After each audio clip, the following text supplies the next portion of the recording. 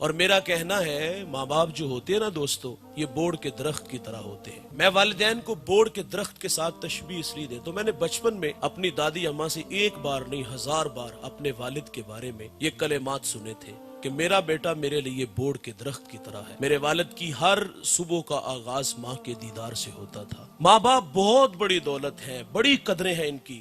میں والدین کو بوڑ کے ساتھ تشبیہ اس لیے دیتا ہوں، ہمارے دیہاتوں میں جب لائٹ چلی جائے تو ہم 4 پائیاں اٹھا کے بوڑ کے درخت کے نیچے آ جاتے ہیں۔ اس کا سایہ گنا ہوتا ہے، نیچے بیٹھنے والے آسودگی محسوس کرتے ہیں، لیکن شاید کہ یہ احساس نہیں ہمیں ہوتا کہ اس درخت نے اپنے اوپر دھوپ کتنی برداشت کی ہے، کتنی دھوپ برداشت کر کے ہمیں ٹھنڈا سایہ دیا۔ قدر نعمت زوال نعمت کے بعد ہوتی ہے۔ اس درخت کی قدر اس وقت ہوتی ہے جب اس کو کاٹ لیا جائے، ہٹا لیا جائے۔ مجھے بتاؤ دوستو، جہاں کبھی شجر تھا وہاں 4 پائی لے جاؤ تو کیا آسودگی ملے گی؟ دیوار کا سایہ ڈھونڈو گے تو آسودگی نہیں ملے گی۔ جوانوں، ماں باپ بوڑ کے درخت کی طرح ہوتے ہیں۔ یہ سارے زمانے کے دکھ، آزمائشیں، تکلیفیں اپنے اوپر لے لیتے ہیں، لیکن اپنی اولاد کو تتی ہوا نہیں لگنے دیتے۔ میں رات کا مسافر ہوں، اکثر لیٹ گھر جانے کا مزاج رکھتا ہوں۔ جب بھی کسی بڑے شہر سے گزرتا ہوں تو میں رات 2 بجے 3 بجے کام سے فارغ ہو کے لوگوں کو فیکٹریوں سے گھروں کی طرف جاتے دیکھتا ہوں۔ اس میں بوڑھے بھی ہوتے ہیں، جوان بھی ہوتے ہیں۔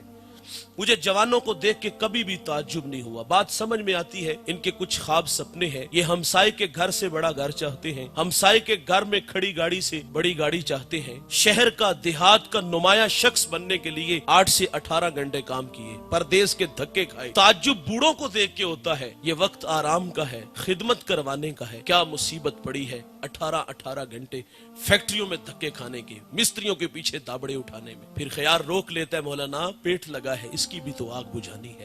لیکن عمر دیکھتا ہوں کہ منہ میں دانت نہیں، انواع و اقسام کے کھانے پھل نہیں کھا سکتے۔ یہ بوڑھا اپنی ذات پہ کیا خرچ کرتا ہوگا؟ صبح چائے رس، رات کو دلیا۔ اپنی ذات پہ 50 روپے خرچ کرنے والا فیکٹری میں 18 گھنٹے کام کیوں کرتا ہے؟ میں والدین کی عظمت کو سلام کرتا ہوں۔ ان کے پیش نظر ہوتا ہے، پہلے بچے چھوٹے تھے، اسکول پڑھتے تھے، اب کالج میں، یونیورسٹیوں میں پڑھتے ہیں، اب تعلیمی اخراجات بڑھ گئے، انہیں پورا کرنے کے لیے بوڑھا 8 سے 18 گھنٹے کام کر رہے ہیں۔ اور ہماری بوڑھی ماں گھر میں سلائی مشین چلا رہی ہے، نظر والی اینک لگ گئی، فٹ بال سی رہی ہے، کئی بار ہاتھ زخمی ہوئے۔ شہر میں آ کے پڑھنے والوں بھول گئے ہو کس کی ماں نے کتنا زیور بیچا ہے۔ ہمیں بڑا دیکھنے کے لیے یہ خود ہارتے رہے، اور ان کے پیش نظر یہ بھی ہوتا ہے کہ ہم پڑھے لکھے نہیں، کل کو ہمارے بچے ہماری جگہ پہ نہ آ کے کھڑے ہوں۔ ہمیں بڑا دیکھنے کے لیے ہارے، لیکن جب ہم بڑے ہوئے تو ماں باپ چھوٹے ہو گئے۔ انتہائی معذرت سے کہوں گا، یہ تو بیچارے کوئی انگلش کا کوئی ٹیڑھا میڑا لفظ بول دے تو اولاد مذاق اڑاتی، 4 کلاساں پڑھ لیندے تو گل کرن دا تو پتا ہوندا۔ کبھی ماضی کے اوراق پلٹ کے دیکھو، وہ رت جگے، وہ تمہاری خاطر پردیس کے دھکے، وہ فیکٹریوں میں جو ہے وہ گالیاں بھی کھائیں، اور راستے میں 10 جگہ سانس لے کے یہ بوڑھا فیکٹری میں پہنچتا۔ تمہیں وہ یاد نہ آیا؟ آج مذاق اڑاتے ہو، آج تعارف کراتے ہوئے شرماتے ہو۔ میری دیوار کے متصل میرا ہمسایا، دیواریں جوتے گانٹ گانٹ کر کے اس نے بچوں کو پڑھایا۔ بچے لاہور چلے گئے، یہ بوڑھا دیہات سے سوغات لے کے گیا، گڑ گنا وغیرہ۔ تو اس دن اس کے دوست بھی آئے ہوئے تھے، یہ ملاقات کر کے باہر آنے لگا تو کسی دوست نے کہا یہ بوڑھا کون ہے؟ تو وہ کہتا یہ دیہات میں ہمارا ملازم ہے، اور ہماری نوکری ماں باپ نوکروں کی طرح ہی کرتے ہیں، لیکن نکمی اولاد کو تو نوکر نہیں سمجھنا چاہیے۔ بھئی ہمیں بڑا دیکھنے کے لیے خود ہارتے رہے، اور ہم بڑے ہوئے تو ماں باپ چھوٹے ہو گئے۔ میں سرے راہ ایک بوڑھے سے ملا، وہ دانے بون رہا تھا، میں نے دیکھا اس کا ہاتھ بھی کام نہیں کر رہا۔ میں نے کہا بابا جی اس عمر میں بھی کام کرتے ہو؟ اس کے لہجے میں بڑا پیار تھا۔ مجھے کہتے مولوی صاحب میرا پتر 14ویں کلاس وچ پڑھدا ہے، اس پیار کو کس ترازو پہ تولو گے بھائی؟ ہمیں بڑا دیکھنے کے لیے ہارتے رہے، ہم بڑے ہوئے جی چھوٹے ہو گئے۔ میرا کہنا ہے تم علامہ ہو، فہامہ ہو، مفتی ہو، پیر ہو، سیاستدان ہو، بہت بڑے سرمایہ دار ہو، جب ماں باپ کے سامنے جاؤ تو یہ سارے سٹار اتار کے جایا کرو۔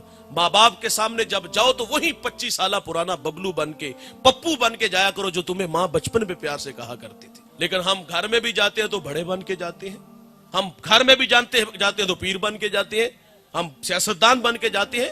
امام اعظم کتنا قادآور شخص گزرا ہے، شہر کا سب سے بڑا مفتی ہے، ماں کہتی بیٹے میں نے فلاں بوڑھے عالم سے مسئلہ پوچھنا ہے، سواری تیار کرو۔